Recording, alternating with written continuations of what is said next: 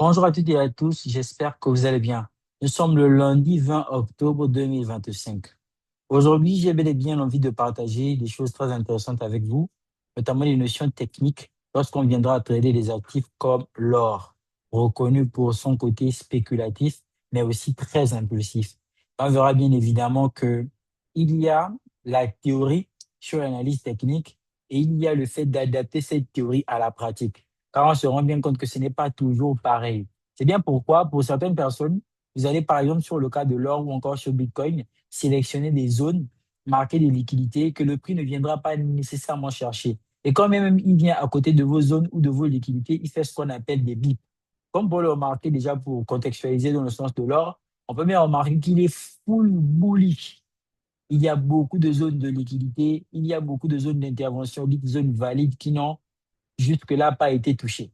Comme vous pouvez le remarquer ici, j'ai une traçabilité assez pointue sur l'évolution de l'or parce que je le traite de façon active. Et ce qui va surtout attirer notre attention, c'est ce qui concerne cette journée d'aujourd'hui. Bien évidemment, je viens faire cette vidéo en fin de session pour éventuellement mettre en évidence toutes les subtilités techniques importantes qui ont permis éventuellement de faire des choses assez intéressantes en termes de prise de position. Vous pourrez considérer dans votre trading, backtester, éventuellement réadapter en fonction de votre profil de trader ou encore en fonction de votre personnalité, conformément aux performances ou encore aux résultats que vous voulez dans votre trading personnel. Ici, on peut bien remarquer que, bien évidemment, on est obligé de faire une sorte de structure accompagnatrice dans le mouvement qui est initié, en l'occurrence, donc toute cette expansion de prix que l'on connaît déjà depuis plusieurs mois. C'est ce qui va éventuellement donner une structure qui n'est pas forcément vrai au sens stricto sensu de la structure. C'est-à-dire qu'on va même avoir des impulsions, des corrections qui ne vont pas nécessairement arriver dans des niveaux équilibrés ou encore discrètes, mais on va quand même se permettre de considérer ça comme étant de la structure, car il faut éventuellement s'adapter avec l'évolution du prix et qui, pour l'heure, connaît tout simplement un bull run assez intéressant. Bien évidemment, ici, lorsque le prix était encore dans ce niveau précis, j'avais identifié cette zone d'intervention appelée OBELA avec un déséquilibre, bien évidemment, des liquidités aussi à venir chercher. Et on a vu que par la suite, le prix n'est jamais venu prendre ces liquidités-là. Il a tout simplement continué son expansion. Et à partir d'ici, on peut bien remarquer que dans toute cette zone ici précise, bah, il y avait vraiment plus de structure qui se dessinait. C'est bien pourquoi par la suite, après avoir créé ce mouvement acheteur assez intéressant, le prix se mit à corriger. Dans son mouvement en correction, on peut bien remarquer que ici, il est venu prendre cet inducement intéressant, qui, à mon humble avis, était l'inducement vraiment par excellence. Et bien évidemment, cette liquidité ayant été prise avec ce grand retracement quand même intéressant. Alors, quand je dis grand retracement, nous sommes en M30, mais c'est déjà beaucoup pour un actif comme le gold qui fait difficilement de retracement dans la période où nous sommes actuellement. Et on peut bien remarquer qu'après avoir pris cette liquidité, ici, cette zone assez intéressante qui a été sélectionnée, bien évidemment, grâce aux propriétés des unités de taille inférieure. Regardez ici, cette bougie, elle est bel et bien intéressante. C'est un ordre bloc qui est bel et bien valide. Bien évidemment, pour tout ce qui concerne la sélection des zones, j'en ai déjà parlé. J'ai même fait une formation accessible à tous. Là n'est pas le sujet. Et donc ici, on peut bien remarquer qu'il est venu réagir dans cette zone. Alors, dans les propriétés en unité de temps supérieur, qu'est-ce qu'on a? On a une structure en BMS, on a une prise de liquidité, donc la prise de cette inducement-là, et on a la réaction dans cette zone. C'est assez suffisant pour le prix, dans le sens où il devrait continuer à acheter. Bien évidemment, il y a encore des liquidités en bas, mais on ne va pas se dire, je, je pense qu'il ira encore prendre les liquidités qui sont en bas. On dira, il a fait le mouvement à l'achat, il a fait une belle correction, il a pris des liquidités dans le sens de la correction, bien qu'il y ait encore des liquidités en bas. Contextualisons l'action qu'il vient de faire pour aujourd'hui, donc dans le mouvement d'aujourd'hui, il y a de fortes chances que l'on reprenne tout simplement le mouvement acheteur, qui ici serait tout simplement censé dans le sens où on va éventuellement apporter une correction à toute la baisse qu'on a eue ici, donc à ces 20% qu'on a eu ici précisément. Et j'aurais bien compris, à partir d'ici, je vais éventuellement me positionner dans le sens de la tendance, dans la mesure où on va éventuellement chercher des achats pour continuer le mouvement. Sauf que c'est pas suffisant. C'est pas suffisant dans le sens où il va falloir réunir beaucoup d'éléments pour pouvoir ensuite rentrer en position. On peut avoir une bonne vision, on peut avoir des liquidités, des zones d'intervention qui étaient bien sélectionnées, mais rentrer en position, on va se rendre compte qu'il s'agit surtout de timing. Donc, à partir d'ici, moi, dans ce genre de situation, j'aurais éventuellement tendance à aller en LTF. Et quand on arrive en LTF, on peut remarquer qu'il y a beaucoup et beaucoup et beaucoup d'informations. Déjà, on a l'order block qui est ici, qui est présent. Il faut donc l'autorisation pour éventuellement agir. À partir d'ici, si on fait la structure en M5 telle quelle, on va bien remarquer que là, on a un sweep liquidity, naturellement, et on s'attend normalement à ce que le prix vienne casser ce niveau de liquidité qui est là pour engendrer un changement de caractère. En l'occurrence, un choc. C'est ce à quoi tout le monde s'attend pour pouvoir agir avec sûreté. En tout cas, l'entrée en confirmation SMC, ça aurait été celle-ci.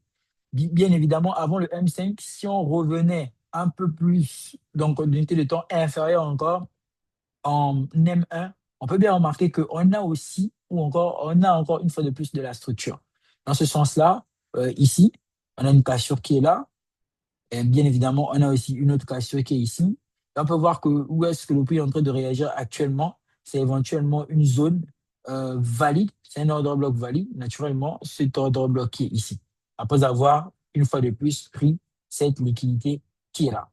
Bien sûr, nous, ce qu'on va chercher, à voir ou bien ce qu'on va chercher, ce qu'on va attendre, c'est que le prix prenne la liquidité pour le changement de caractère de M5. C'est encore un peu plus sûr. On va se détacher au maximum du bruit. Dans ce sens-là, on va laisser le prix évoluer.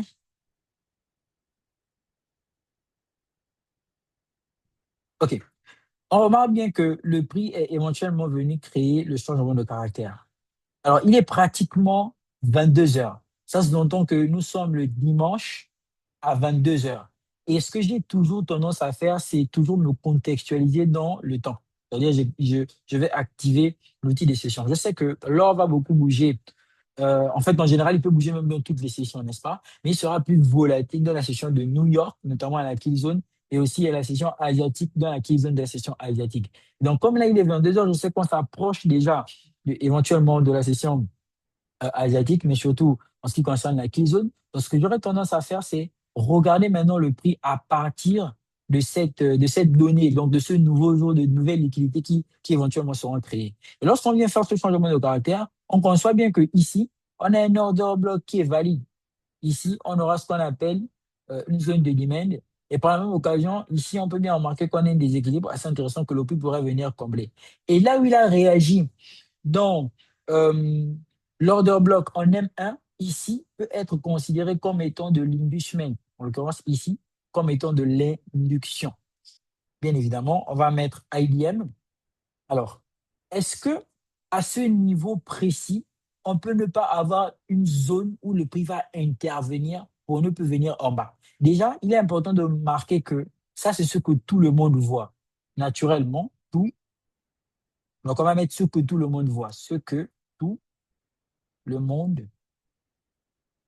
c'est ce que tout le monde voit. Donc, ça ne fait aucun doute que normalement, SMC, dans le respect strict de la SMC, c'est éventuellement comme cela que le prix devrait réagir. On a la structure M5 qui a une structure mineure de M1 ici, qui a eu à faire des cassures très intéressantes, etc. Il y a aussi une chose qu'il faut bien, bien, bien remarquer et prendre en compte, c'est que conformément à ce changement de caractère, le niveau qui est ici, tout ce niveau qui est là, peut être considéré comme étant un niveau en flip zone.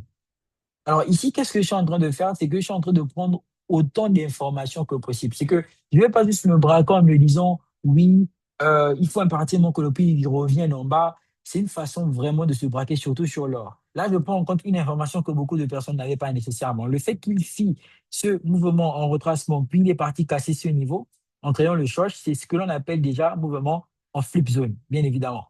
Et là, on va laisser le prix évoluer.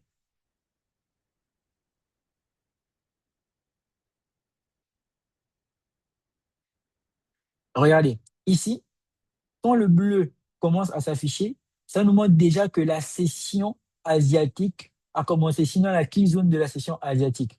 Et donc là, on laisse toujours le prix évoluer. Et comme vous pouvez le constater avec moi, regardez bien, ici, là, on a eu une information importante à prendre en compte, mais qui n'est pas forcément visible en M5. Je m'explique. On comprend que normalement, le prix doit venir passer le niveau qui est là pour créer un BMS. Donc, BMS, Break of Market Structure. C'est très important. Donc, le prix devrait normalement casser ce niveau pour créer le BMS. Sauf que, on remarque qu'il vient réagir dans ce niveau, en fait, dans cette zone précisément. Alors, tout de suite, c'est un peu difficile de se dire que, bon, la réaction de la flip zone, elle est valide, d'autant plus qu'en réalité, il n'y a pas vraiment d'order block valide ici. Donc, jusque-là, même moi, je suis encore perplexe, je suis encore sceptique. Je me dis non, il faudrait qu'ils viennent prendre cette inducement qui est là, mais je n'oublie pas l'actif que je suis en train de trader. Sauf que pour que on se soustrait de cet inducement qui est ici, il est important que le prix crée davantage une liquidité, et mais que surtout, il vienne réagir dans une zone qui serait valide, de sorte à ce que l'on se passe de cette liquidité qui est ici ou encore de la zone qui est là au nom du principe de la zone et des liquidités en fonction de la structure de marché. Dans ce sens-là, vous avez vu que ici, on a une évolution du prix. Tout ça, le prix a évolué. Tout ce que nous, on peut faire, c'est déjà essayer de décortiquer ce qu'il y a eu réellement à faire. Donc, là, je suis en M5. Donc, en général, je vais me balader entre M15 à M1. Là, je suis en M5. Je vais regresser en unité de temps. Je vais venir en M2. Et quand j'arrive en M2, vous conviendrez avec moi que toujours est-il qu'il faut faire la structure de marché. Et même en M1, pour des raisons de précision encore, et quand on arrive en M1, on peut bien remarquer que quand on fait la structure de marché, là, on a un type liquidity, et par la même occasion, ici, on aura un changement de caractère. Alors là, je marque sup liquidity, changement de caractère. Mais si je dois rentrer dans l'interprétation, qu'est-ce que ça sous-entend? Eh bien, ça sous-entend tout simplement que je suis dans une flip zone qui me laisse sceptique et j'ai une confirmation qui me permet de me dire que ici, cette flip zone, si tu luttais d'elle, voici, je te donne la possibilité d'encore de maintenant agir dans le sens où je te donne une confirmation. Alors, à partir de là, maintenant, on peut bien remarquer que lorsqu'on revient en M5, on aura cette zone qui est ici, précisément, comme étant quoi? L'order block valide. Sauf que là, on a une mitigation de cet order block-là par la mèche ici, précisément. Et c'est ce qu'on va en fait en réalité appeler l'inducement. Donc, ça veut dire que là, je vais partir dans le sens déjà du raffinage. Et là, je vais prôner un raffinage assez intéressant que j'ai expliqué éventuellement dans la formation sur la sélection des zones. C'est que vous allez remarquer que là où le prix est venu réagir ici, c'est dans quoi? Dans un inside OB. Donc, l'inside OB a servi à créer la liquidité. Cette liquidité qui sert de mitigation pour la zone en M5, qui sert par la même occasion d'inducement. Et donc, lorsque je reviens en M3, je remarque que ici, qu'est-ce qu'on a? On va éventuellement refaire sortir les propriétés. Là, on a une fair value gap, encore appelée une FVG. Et par la même occasion, ici, on aura quoi? Un order block, encore appelé hidden base, donc base cachée. Je vais seulement abréger HB. Donc ça, ce sont les informations que je ne fais que faire ressortir. Bien évidemment, il faut être concentré parce que le prix n'est pas bloqué comme lorsque c'est en backtesting, le prix il évolue toujours. Et à partir d'ici maintenant, comme j'ai une hidden base, je vais me mettre à chercher un inside OB. Quand je viens en M2, vous allez remarquer qu'on est toujours sur une hidden base, n'est-ce pas? Et quand on arrive en M1 maintenant, là, on tombe sur quoi? Sur un inside OB. C'est la bougie qui est ici, très belle bougie algorithmique, comme vous pouvez le constater.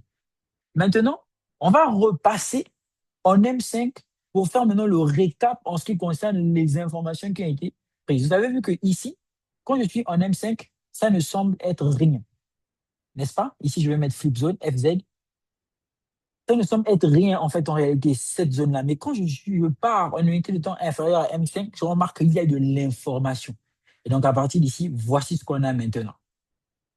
Et là, normalement, le prix ne devrait pas, écoutez bien le raisonnement, le prix ne devrait pas revenir a priori dans cette zone sans qu'il n'ait fait quoi? Sans qu'il n'ait cassé ce niveau qui est ici. Parce qu'en cassant ce niveau qui est ici, on parle de structure majeure, structure mineure. Et donc, à partir de là, on repère la structure mineure avec euh, éventuellement, on repère l'ordre bloc, autant pour moi, avec quoi? Éventuellement la structure mineure. Et là encore, il y a d'autres propriétés qui vont rentrer en compte. Lesquelles? C'est que lorsqu'on regarde bien le graphique à partir de M5, qu'est-ce qu'on remarque? On remarque surtout que là, il y a un order block qui est valide.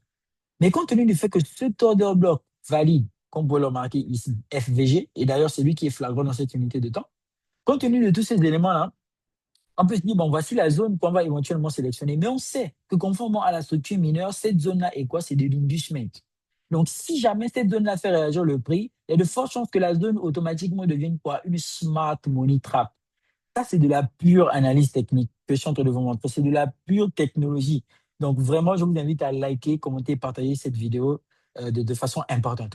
Donc, il y a de fortes chances qu'ici, ça devienne une smart money trap. Mais là encore, dans la modestie, je me dis, je vais apprécier l'évolution du prix tout en sachant que ici, c'est la zone que je prendrai éventuellement pour un achat, n'est-ce pas, avec un TP assez intéressant. Et là, je parle éventuellement d'un TP ouvert.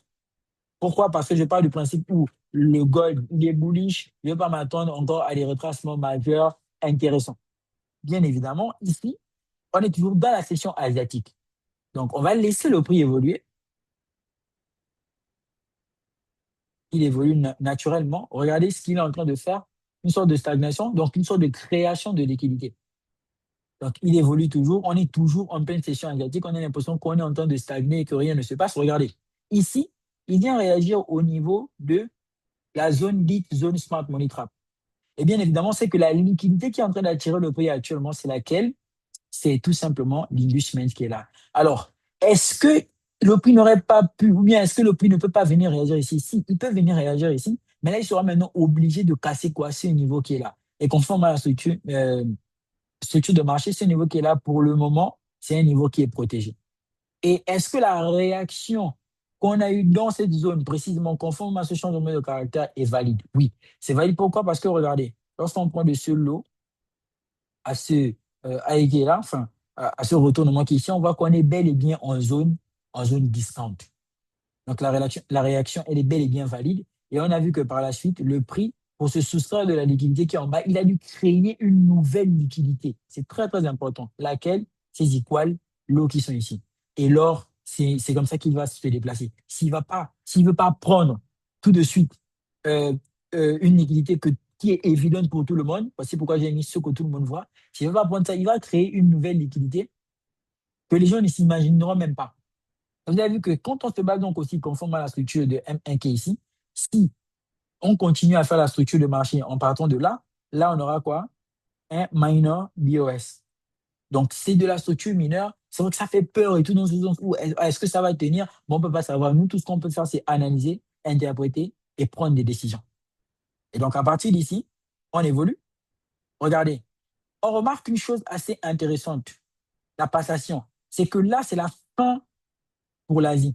Il est quelle heure ici actuellement? Il est 6h30. La session asiatique terminée. Et donc, vous avez remarqué que ici, le prix est venu directement déclencher le niveau ici précisément à la fin de la session asiatique. Donc, fin des sessions asiatiques terminées, qu'est-ce que fait le prix? Il vient déclencher pour ce setup qui est là. La grosse majorité attend le prix où? La grosse majorité attend le prix ici.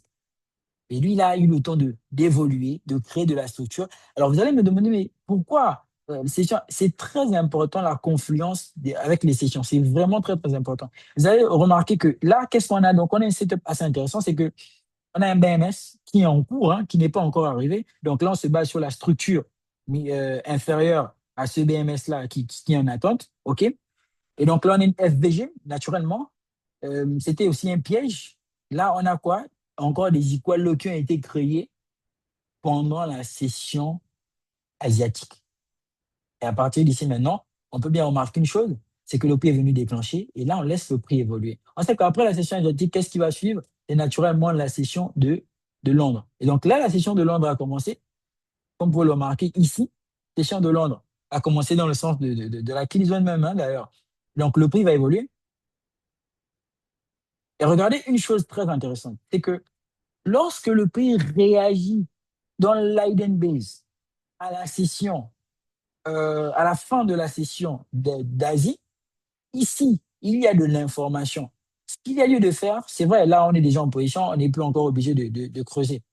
Dans ce cercle-là, il y a de l'information. Et cette information, c'est laquelle? Regardez, quand je dis en M1, parce que n'oublions pas que là, maintenant, on se balade entre M5 et M1.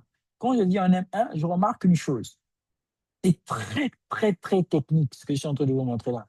Je remarque une chose, laquelle, c'est que ici, on a fait un sup liquidity naturellement, et là, on a fait un shosh. Mais bien sûr, c'est un minor shosh. Minor shosh. Jusque-là, je pense que c'est carré, c'est tranquille et c'est propre. Maintenant, alors, vous allez remarquer une chose, c'est que la réaction que le prix fait dans le mouvement acheteur, qui vise après par corriger ici, normalement, la correction qui est là, c'est en fait en réalité, techniquement, ce n'est pas fondé.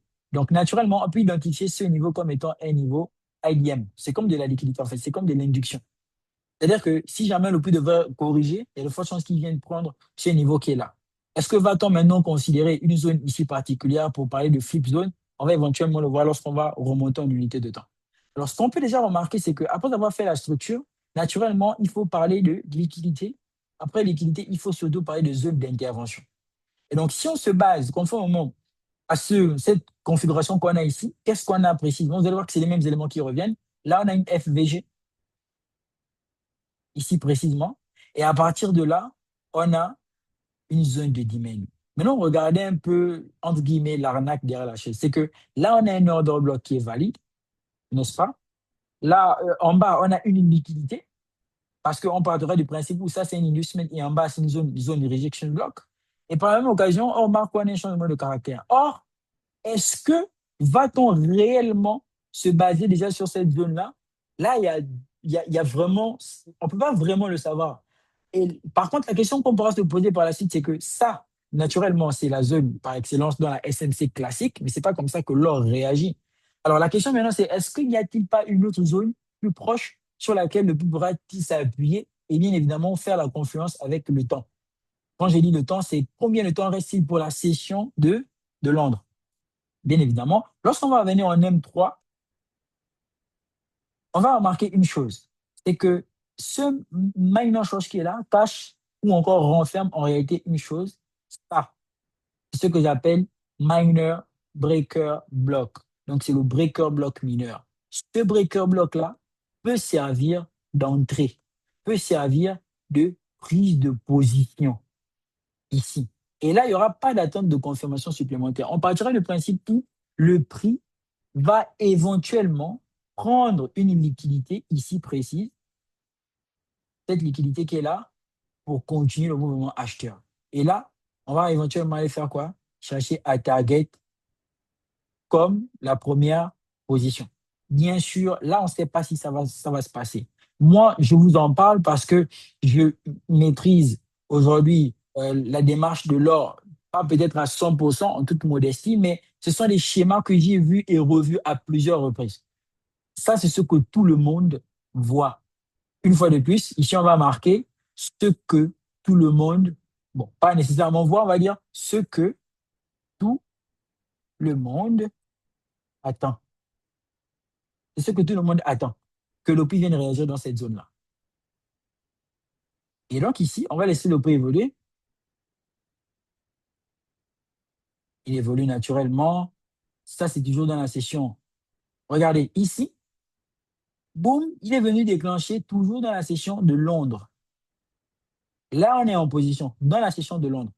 Vous avez remarqué que qu'est-ce qu'il a fait? Il a fait une prise, il a fait accumulation, manipulation. On s'attend maintenant à ce qu'il distribue. Toujours dans la session de Londres pour le moment. Et on laisse le prix évoluer. On laisse le prix évoluer. Bien évidemment, on attend la cassure ici pour le BMS qui est là. Vous avez vu que ici, la session de Londres est terminée. Il a fait BMS, BMS. Et là, précisément, on a le début de la session de New York. Ici, précisément. Début de la session de New York.